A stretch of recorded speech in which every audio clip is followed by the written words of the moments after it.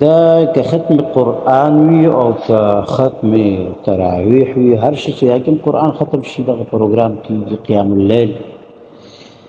دې کې راجمع کول او دعاګانې کول دا نه سنت دي او نه فرض دي. اگر چې دعا هو اصلا عبادت ده چې عبادت شنو خامخا د هغې دپاره څه دلیل ثبوت پکار دی. لکه وړومبی د دعا خبره به وکړو چې ډېرو خلکو دا خبره مشهوره کړې ده. د انس رضی الله عنه عمل چې کوم دی نو هغه پیش کوي د سنن دارمي یو صحیح سند پکې صحیح هم دی په هغې کې ثابت رحمه الله په سلسلې سره چې کوم راغلی دی خو په هغې باندې علماو چې کوم اظهار کړی دی نو هغوی دا اصول د بدعاتو کې دا ذکر کړل چې د داسې قسم عمل نه شرعیت ته یو عمل نه ثابتېږي یا مشروعیت ته یو عمل دا نه ثابتېږي. دا یو انفرادي عمل د یو صحابي دی چې نور صحابه هم دا تلاوتونه دا د هغې کار و دا د هغې عمل و هغې دا کړي دي. داسې انفرادي اعمال د صحابه موجود دي. د عبدالله بن عمر هم بعضې تفردات چې کوم دي نو هغه دي خو چا مشروعیت درجه غیر نه ده ورکړي بلکې علما پرې رد کوي فرمایي چې د هغه پلار دغه کارونه نه وکړي لکه رسول الله صلی الله علیه وسلم به چې کومو ځایونو کې دمه کړي وه یا څه او دس پې مات کړی وه هغه التزام به هغه کوو د هغې په خپلو سفرونو کې اگر پس د هغې نه هم چې کله نظر د هغه لاړو علما وایي چې پلار د هغه نه زیات پوهې و هغه دا کارونه نه دي کړي نورو صحابو نه دي کړي نو په دې وجه باندې د یو صحابي یا داسې په اوداسه کې به هغه سترګو کې دننه اوبه ور اچولې یا داسې ډېره مبالغه کول د ابو هریره رضی الله عنه په چاردام کې داسې مثالونه شته دی مختلف مثالونه دا شته دی علما ذکر کوي.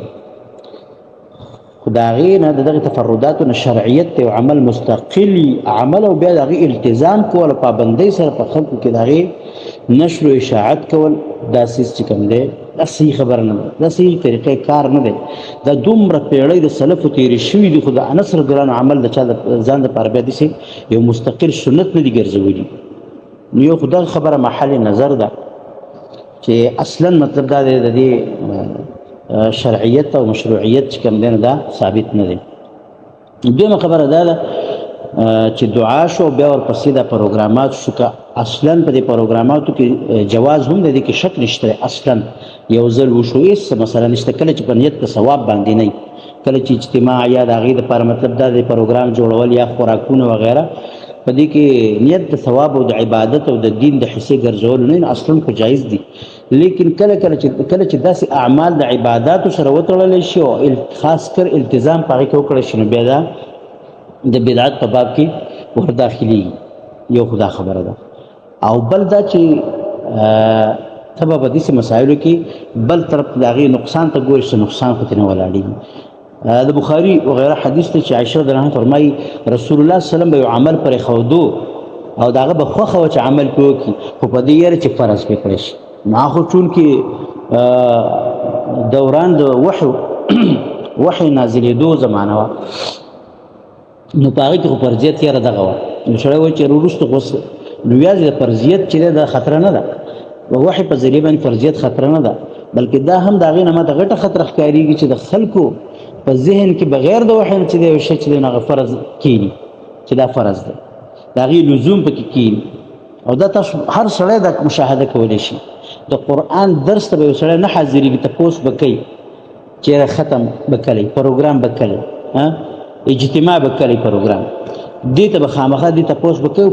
پابندۍ سره دا غم به ورسره چې دې پروګرام کې زه خامخا شرکت کوم. د دې نه دا پته لګي چې درس هغه ته مهم نه ښکاري قیام اللیل هغه ته مهم نه ښکارېږي بلکې مهم شی چې کوم دی د آخري رسم دی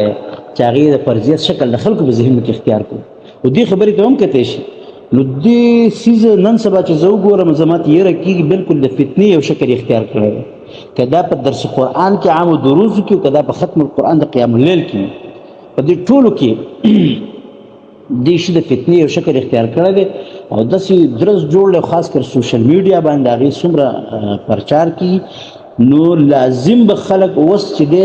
ما په خپله باندې ته یو ملګری دی درس کوي نو هغه دومره کسانو تنګ کړی دی چې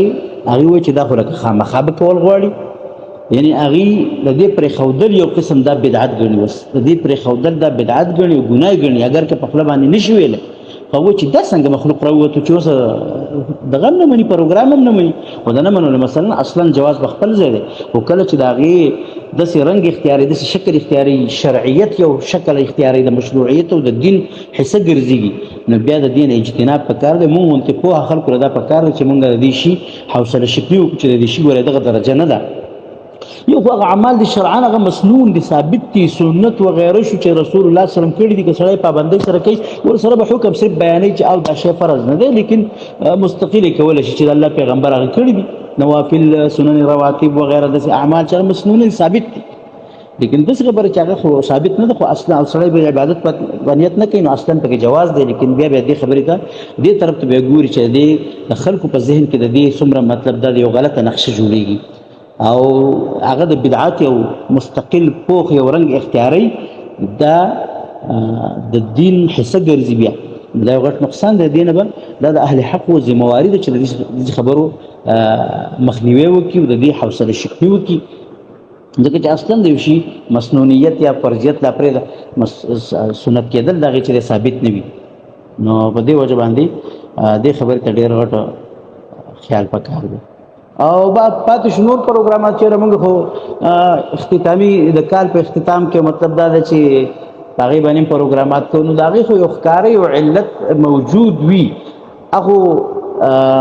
مطلب د خلکو د طلباو ته د هغې د نتایجو اورول په هغې کې د انعاماتو تقسیمول په هغې کې د آینده کال لپاره د مدارسو یو ترغیب ورکول یعنی نور داسې اسباب او خبرې موجود دي چې په هغې په یو معقوله بالکل وجه موجود ده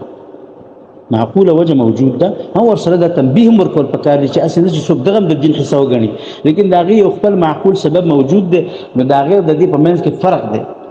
که یو سړی دا په هغې باندې قیاس کوي په داسې قسمه پروګراماتو باندې اجتماعاتو باندې دا اسې قیاس مع الفارق راځي دا قیاس نه صحیح کېږي د دې وجې نه دې شي نه اجتناب پکار زما خپل ځاني سوچ دا دی څوک نه څوک مجبوره کولی شي نه مطلب دا چې موږ دا کار کوو نه د دې قایل یو چې خپله یو خبره چې د بل باندې خامخا ورواړو خو دغه یو خبره ده چې زما ذهن ته راغلې ده او زه ترې خطر محسوس کوم